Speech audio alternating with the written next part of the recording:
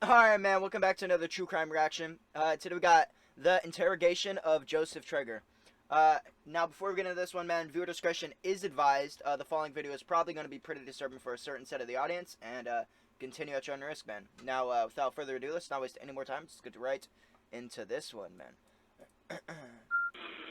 911, what's the address of the emergency?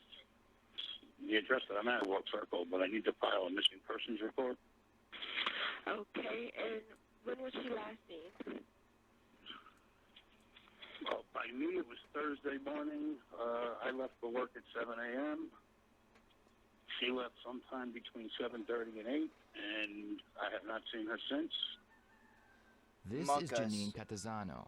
She was reported missing on December 29, 2018, by her husband, Joseph Traeger. Joseph told police that the last time he had seen her was on November 29th, right before he left to go to work for the day. The police thought this was strange because it meant that he had waited just over 3 days to report that his wife was missing. The other thing that the law enforcement found odd was how Joseph did not appear to be upset over the disappearance of his wife. In fact, even when he was interviewed by the local news, he continued to show very little emotion. Did you have anything to do with it? Absolutely not. Listen, I've had the police here 3 different times, crime scene investigators. They went through the house. There's nothing. Yeah, how he's speaking, and like his wife's missing. I completely understand why they're like, ah, yeah, it's a little odd. It definitely is a little. He's like smiling and shit. Like, bro. Whatchamacallit? Nothing for me to be suspect of, you know. Joseph and Janine had been married for over 10 years.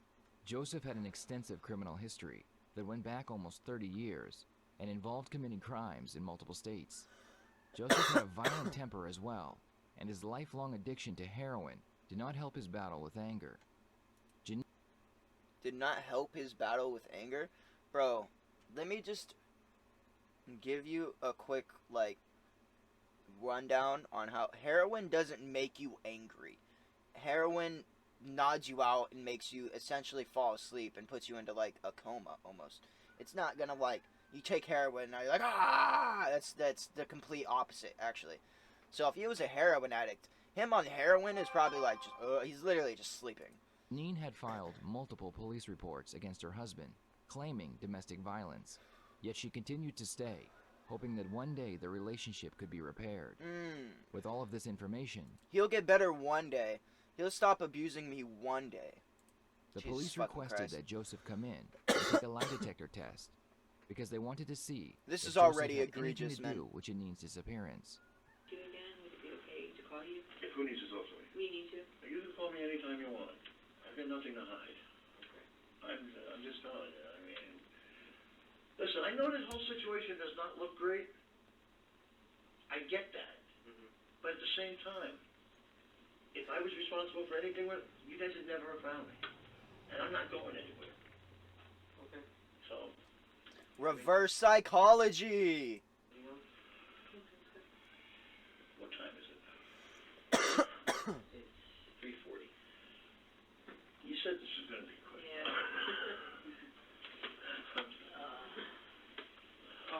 Okay, but just for now. We getting up?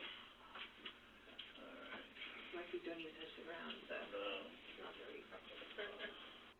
Joseph would fail the lie detector test. All the evidence and information the police had would lead to Joseph. They would need a confession from him to charge him with anything. There was still the possibility that Janine was tired of the toxic and abusive relationship, and she had decided to leave. This still seemed very unlikely, as the home the couple lived in belonged to only Janine, and she had many friends and family members who also had not heard from her. The investigators on this case decided to have Joseph come back in so they could see if they could get him to confess as to what actually happened to his wife. Lock that in. Done deal. Done deal. Indisputable at this point in time. Gavel comes down. End of the show. The end. Star Spangled Banner 1975. TV goes off.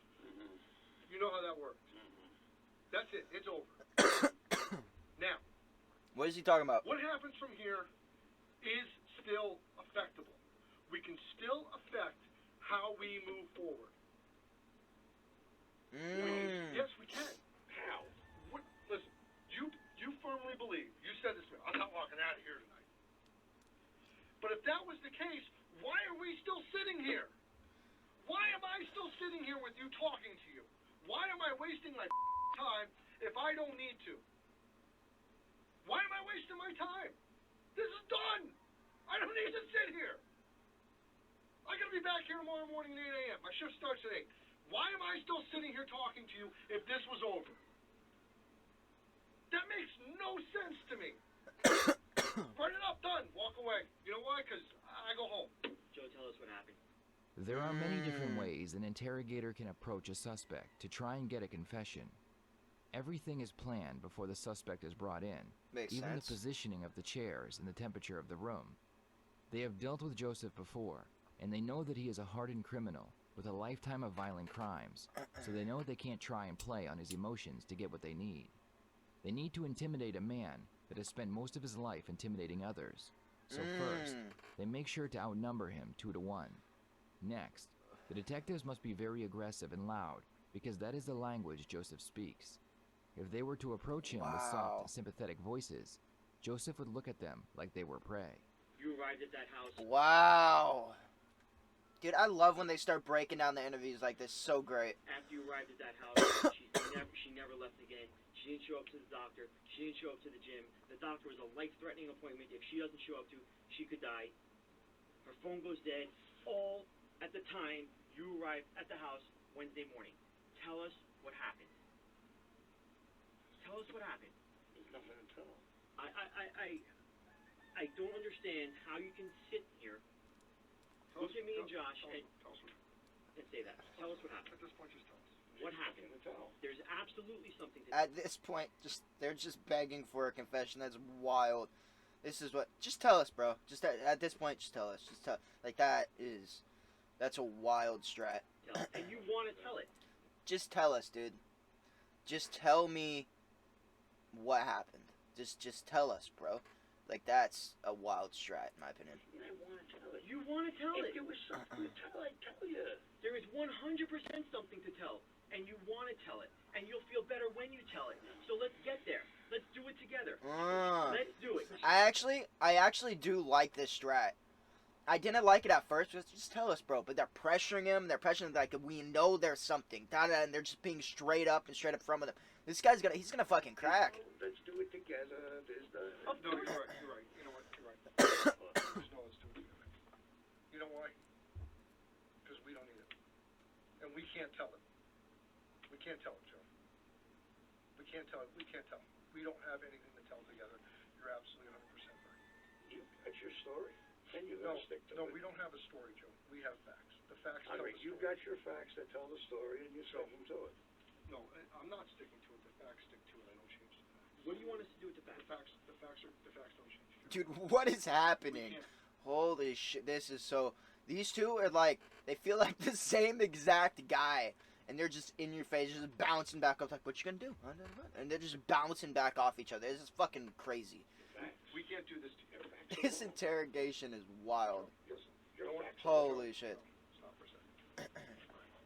We know the facts are. I'm just gonna back up here because this is the point in time where I start to get the. I don't know whether I want to continue having this discussion with you because at this point I'm starting to believe there was one person in all this who said that Joe's a fucking asshole. He don't give a shit about anybody else, and he's not gonna tell you any. Oh, by the way, he killed her, and that's the end of it. Jesus! The detectives need to take into account Woo! that Joseph is a God heroin addict. damn! Heroin is made from morphine and can cause its user to feel very calm and drowsy, Yeah. even in a high-anxiety situation. They realize that this drug can numb Joseph's real emotions and cause him not to care at all, which will make extracting a confession that much harder. Dude, he's not on heroin right now. Alright, I'm sorry, but Red Tree Crime, you guys have no idea what heroin does. He's not on heroin right now. If he was on heroin right now, you would not be able to talk to him. He'd be like, he'd literally be a zombie. Like, They need to be as intimidating as they can to break through to Joseph, and when that happens, they will need to switch to a more sympathetic approach. That person would surprise you, but that's what happened. That person would surprise you. One person in all this said that he did it, he doesn't care, he doesn't have a conscience, and it doesn't matter. You know what? And we went, well, 10 people saying one thing and this is saying the other one. But you know what? I'm at that They're point in time starting right to now, believe Josh, that one guy. where I'm starting to go, well, wait a minute. Maybe this is the long shot. Maybe this is the 100 to 1 underdog that had this pegged right from the beginning. Maybe that's it. Because I'm getting to the point, John, where I don't need you. I don't need I you. don't need you to do this. I don't need John, you that to letter. sit here. We have it without you. Oh, my hip just popped. Ooh. We have it without Ooh. you. I don't. So now I'm getting to the point where I feel like I'm starting to waste my time. And if there's one thing we haven't talked about, it's the fact that I really hate to waste time. I really hate to waste time. I really do. So we're getting to that point where you and I both know that you're not expecting her to come home. That's a done deal. We all know that. You're not expecting her to come home. You remove stickers from the car. You make stickers from the car. You're making changes. You know, in the house. Listen, we know. You and I both know you're not expecting her to walk in the door. You're not following up with Detectable Zone on a regular basis like a really concerned person would do. If it was me, I'd be camped out in the lobby all day long. I wouldn't leave. The detective makes a great point, saying that Joseph is not acting like a person who just lost the love of their life. Not only do police officers deal with criminals on a daily basis, but they also deal with innocent people who are victims of crimes or yeah. are put into terrible situations. They get to see all the different, way motherfuckers get to act. They get to kind of build like a, I don't know the exact word. They watch how Like a an innocent repertoire, person I guess. acts when something tragic happens to them, then compare it to how a guilty person will act. An innocent person will react to a situation, whereas a guilty person will just act. Unless you're an Oscar-winning actor, someone who is showing genuine emotions is far more convincing than someone pretending to. You got dinner tonight. Her picture's up on the wall at Outback, and you know when you went, oh, Janine's picture. You're not expecting her to walk back. What? At this point in time, Why is there subtitles? everybody who sees this and everybody who looks at this is going to come to the same conclusion. Damn, he just fucking... Alright, this guy just absolutely checkmated him, it feels like, dude. It feels like he just backed him up into the corner with that whole little rant and then came to this final conclusion. Whew!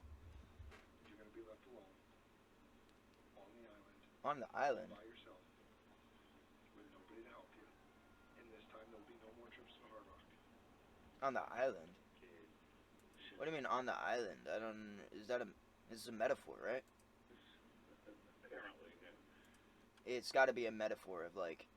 You're meaning, like, you're going to be so alone, it's going to feel like you're on an island. Probably. This is the point in time where you have to make a decision. This is decisions now at this point. The decision is now. You're either going to make this right and have a chance. You can't make this The right. detec- There's no making this right, buddy. There's no... I'm sorry, but there's no making this right. And I bet the detective... I mean... He knows there's no making this right. Come on, man. Detectives switch their tone and become far less aggressive. When a dominant person meets another more dominant person, in this case, two more, and they realize they cannot intimidate them, they will most likely try to calm the other person, because they do not like the feeling of being the one that's intimidated. The detectives realize they are close to a confession, Wow. so they ask Joseph if he would like to get something to eat at the local Chick-fil-A. A suspect will be more willing to confess if they believe they are getting something in return, almost like a trade or a reward. Y'all confess you get me a motherfucking chicken sandwich, dog. Look at me. During the meal, That's Joseph tells egregious. the police what Holy happened shit. the night of his wife's disappearance. I've known my wife since we're 9 years old, 10 years old. We've known each other for 40 years. We had financial Jesus. problems, you know, so all marriages go through problems, nothing major. You're desperate to get her back home. Absolutely. What would it mean to you to get her It back would mean the home? world to me to get her back. It would mean everything. This must just hurt you, just tear It's you killing me. apart. I haven't slept in 3 weeks. Joseph tells 3 police that he weeks? had been taking a shower, and I after the believe it. shower, he went downstairs where he found Janine lying on the ground. He claimed that his wife had a seizure and had fallen and hit her head on the kitchen floor. Joseph said that he panicked, fearing that he would be the one that was blamed, so he took his wife's body and put it into 3 large trash bags and placed them into a trash bin that was emptied later that day. The police would arrest him on their way out of the restaurant, and later, Joseph would tell them that the seizure story was a lie. Yeah, I was about to say, there's no way that's the truth, bro. Oh my fucking god. And he would tell them the real truth. Bro, holy fucking shit.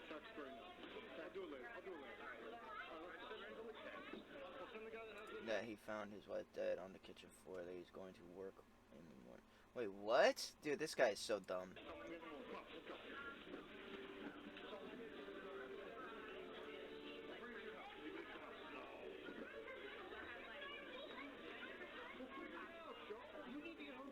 They're at Chick-fil-A? Wait, okay, bro. This is Chick-fil-A, is it not? This is fucking Chick-fil-A. They took him to I thought they were gonna bring food to him. They took this fucking murderer to Chick-fil-A? What in the actual fuck? Bro. I thought they were gonna bring him food. They actually took him out to a Yeah, it's the most replayed spot, because every single person's like, dude, they brought him to a Chick-fil-A? What in the fuck? Homie. And by the way, just so you know, the only reason why I noticed is because when he walks, look at this. Look right here. The cup. It's a Chick-fil-A cup. Only reason why I noticed. That's fucking insane, bro. What the hell?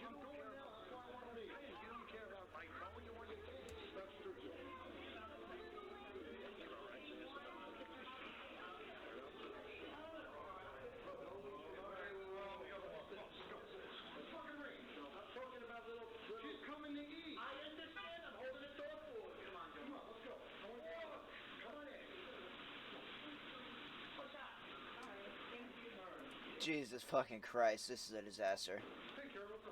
Yeah, this is why you shouldn't take some fucking... like, what are they? I understand they got the confession, but they probably still could have got the confession if they brought the food to him. Like...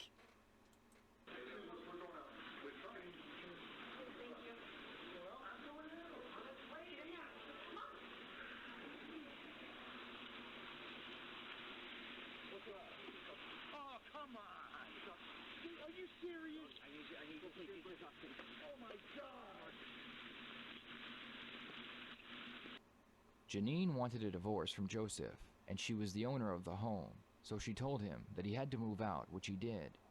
Joseph was now homeless, and he needed a shower, so he asked his wife if he could take one at her home. She said he could, but he was to leave as soon as he was finished. After the shower, Joseph begged Janine to let him move back in, but she stood firm on her decision. Joseph began to get very angry that his demands were not being met. He grabbed Janine and sexually assaulted her, and when he was finished, he took her life with a large kitchen knife. He then washed off the knife and placed the body and the knife into 3 large trash bags and put them into a garbage bin on the street. He then drove around in his Honda Civic, waiting for the trash. Bro.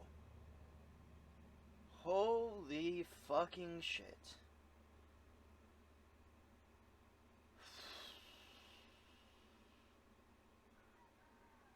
Wow. Trash to be picked up. After cleaning up any evidence in the home, Joseph went to the casino where he spent the rest of the day gambling. Did you have anything to do with it? Absolutely not.